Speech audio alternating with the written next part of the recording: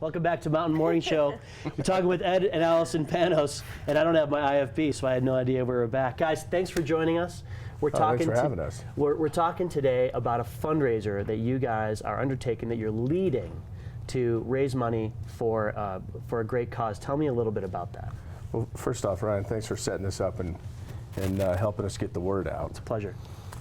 So we've taken on, there's a rescue mission, or the rescue mission of Salt Lake, which is a men's rescue mission that helps the homeless, and it also helps people who are addicted to drugs and alcohol that have nowhere to turn, and they turn to God and they say, you know, where do I go? The rescue mission is the place to go. Mm-hmm. They'll invite you in, they'll put you through their program. They'll help you get off of drugs and alcohol. But what it also does is it serves 3 meals a day, 365 days a year. So it comes out to be something like 200,000 people that they feed a year.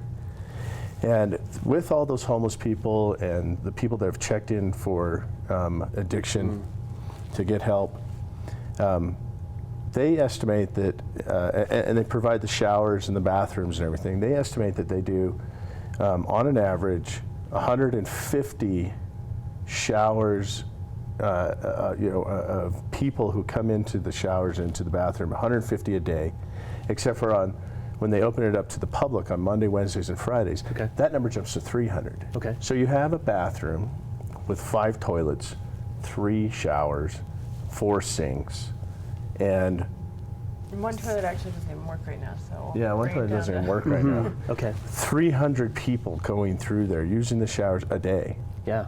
I mean that's massive. So it's got to be like at a baseball game when you're in the bathroom, yeah, right? With just a line of folks. Yeah. Trying to. Cleaner. I hope you don't get stage fright. Right. Right. So this is do people stay there overnight who are in treatment? Yes, they do. Some people. They have like 40 people that stay there overnight for the treatment facilities, but they have room for another, I believe, 100, and in the actual facility with beds and blankets. Right. And then they open the chapel up downstairs for overflow. So if you have a sleeping bag, you can throw it on the floor. So you don't have to sleep outside. How many folks on a full day down there? How many people are sleeping at the mission? Over 100. Yeah, over 100. So like they said, 120. I think there's 125 total that can sleep there, but that's not the rotation. The rotation is, they open the door and say, okay, you guys can come in and take showers, and it's a program that they put them in, and so they start in this one room, and when they've proven themselves, if they've checked in for rehabilitation for drugs and alcohol, they check into this one big room. Okay. And then if they go through and they're successful in the program, they have like dormitory rooms also. So you can actually sort of graduate into something that's a little more of a stable place, so that you can get your momentum going again. Yeah, exactly. Like, so you'll be in a room with 3 guys. Yeah. But it'll be kind of a private room. You'll have a dresser, and you start to rebuild your self-esteem and your dignity, and you start getting back into society again. And then they start. What's that? They get a job. Oh yeah, they get a job, and they start getting clothing, and and then once they're done with that program, they have an outside house that they can graduate to and get their own apartment, and puts them back into society in a positive way. So overall, how is this mission funded? It's privately funded through donations. So they fundraise. They're a C3, I imagine, and they simply fundraise for operating costs, and that's how they sustain themselves. Yeah, right. But our particular. So let me get to this. If you will, is 100% to the bathroom. So going to administration. So when they're fundraising for operating costs, they don't necessarily have the capacity to fundraise for capital improvements. Yeah, correct. So the bathroom was redone 3 years ago. Okay. Fully redone, new tiles, tore out everything, and with so many people going through it, they just can't continuously rebuild the bathroom. Sure. So what we've done is we said, okay, we're going to go down. We took our contractor down, and we had our buddy design it out. And we said to Chris, who's the director down there and the CEO, we said, okay, we're going to make this kind of like a prison bathroom. We're going to do stainless steel toilets, stainless steel sinks, touchless water faucets, and inside the showers, we're going to do these. And you've probably seen them in a dormitory or fraternity, the vandal-proof. Okay, sure. Shower heads, and then the push button. Excuse me, the push button to get the water going. It's all the same temperature. And the concept here is from what the bathroom is today, which is getting a lot of traffic. You're looking to make this more of a robust sort of, I don't want to say industrial, but more of a commercial grade, so that it has more staying It'll power. last. Yeah. So guys, let's take a break and come back and talk a little bit more about the narrative of how you got to where you are today and how people can help you out. You're watching Park City Television. We'll be back in just a couple of minutes.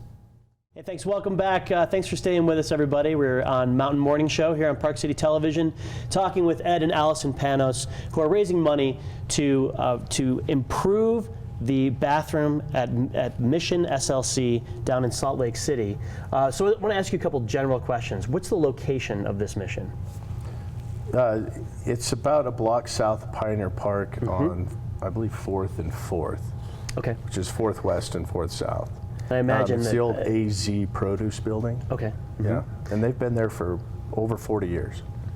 The mission was started by a couple of Christian men who saw a need for downtown to have a facility that would help the homeless, feed them, help give them shelter, and they started this facility, and then over 40 years ago they moved into this specific location, and it just took off from there. I mean, it was, I couldn't tell you who the two guys were, but it's Sure. great cause. Yeah, for sure. And it's Somebody actually stepped up. It's ministry and it's support for the homeless, and oftentimes folks who have mental problems who just need that little bit of support to survive. Yeah, actually, we were down there the other day, and they have a women's division which is separate than this facility. But they said that the youngest person that they have checked into the rehab facility is 17 years old. That's sad. That's really sad. Can you imagine your kids? Well, all I think about is I sort of turn it around and think, thank goodness that there is a way that someone who doesn't have the means Right. can find sort of a path and find guidance and spiritual guidance and, gosh, a roof over their head. Right. Just that dignity and that momentum that we were talking about before the break is so important to folks who are trying to get back on their feet. Well, I'll tell you, what got us involved in this Right. Was unfortunately, addiction runs in my family. Okay.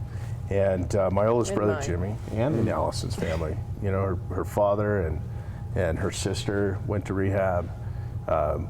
My oldest brother, Jimmy, who, after my father had passed away, became the kind of the patriarch of our family, died at 45 years old. I'm 45. Died at 45 of a heroin overdose. Wow. And my second oldest brother, John, went through rehab for alcohol abuse. And it just runs in our families. And everybody that we talk to has a story about addiction. So, our personal story took us down there and said, we're not just going to sit around and Sure. not do anything. We need to really step up and say, let's put our money where our mouth is. Let's do something. So tell me about the dialogue that brought you to looking at the bathroom. I mean, it's a specific thing, right? Random thing. Right. Why right. the bathroom? So how did you get from so you want to help, you have a place that you can help, you have a dialogue, and then it comes to, I have an idea, let's go for a walk, right? Yeah, well, the whole thing started with Jen Barber up at Bandits, and myself and Allison. We got together and we said, why don't we pick a day to go down there and do a big barbecue and feed everybody for a day. And so I said to Allison, I'm going to go down there and talk to the guys and see what's going on. And So I went through a tour of the facility, and the gentleman that took me through a tour said, you know, if you really want to help, we really, I'm going to take you through a tour. We really want to show you kind of bits and pieces that we really need help with. And then we walked through the chapel, and we looked up at the ceiling, and the ceiling was folding in and dripping. And I'm like, what's going on there? He's like, I don't know, let's go upstairs and check it out. And we went upstairs to the men's bathroom. He's like, there's always a problem up here. Really? Yeah, and I'm like, well, let's, you know, we couldn't see a leak or anything. And we're like, I wonder where it's come from. Well, what had happened was the gentleman that was in, one of the gentlemen that was in the rehabilitation was coming through his, there's a period of time when you stop abusing drugs or alcohol, you go through withdrawals and shakes, and it's just nasty. And so one of the gentlemen was holding on to the shower head, and this is why we're doing the vandal heads now. Yeah. And he was shaking so bad, he busted the pipe off inside the wall. Oh my goodness. And it was dripping down and taking out the ceiling in the chapel. And the guy looked at me and he said, if you really want to help, we need a new bathroom. Yeah. I'm like, yeah, you do. Right. And then he started telling me how many people went through it. And I came back and I told Allison, I said, Allison, you know, I showed her the pictures, and she's just like, that's awful. Well, so you've started a GoFundMe fundraising campaign for this capital improvement, and Kevin's going to put up a shot of the GoFundMe campaign, and you're raising money that goes directly to this capital project at Mission SLC. Yeah. And on that page, you show diagrams of what the space looks like today, and the intended look and feel of it in the future. Yeah, they've got 3 shower heads. We're going to blow out the wall. Oh yeah, you can see it. Hey, we've almost raised $11,000. There's the bathroom right there. Yeah, and we're not talking about a big space. This is a small space that serves up to about 300 people a day who really who need that. We certainly, I imagine, we all take for granted just the fact that we have a bathroom we can go to, and these are folks who are in such need of that basic right, that service that they're going to a mission. And so what you're going to do is put in some industrial or more commercial grade fittings and fixtures so that this place can be maintained and cleaned. And if you see, we're going to add 2 more shower heads. Right now, where you see the toilets are, there's just 5 toilets going across. I mean, you can't do. Oh, you're right next to someone. Yeah, you can't do your business in peace. Right. Yeah, it's a very open space. I saw it for the first time this week. It's a lot smaller than I expected, and there's 0 privacy. Right. Well, so you can't have too much privacy because the worry is. Sure, these are folks in rehab. These are folks in rehab. They sort of need each other's support and some of them aren't in rehab. They have a bed for the week, but they have to meet requirements to be able to stay for the week. Right.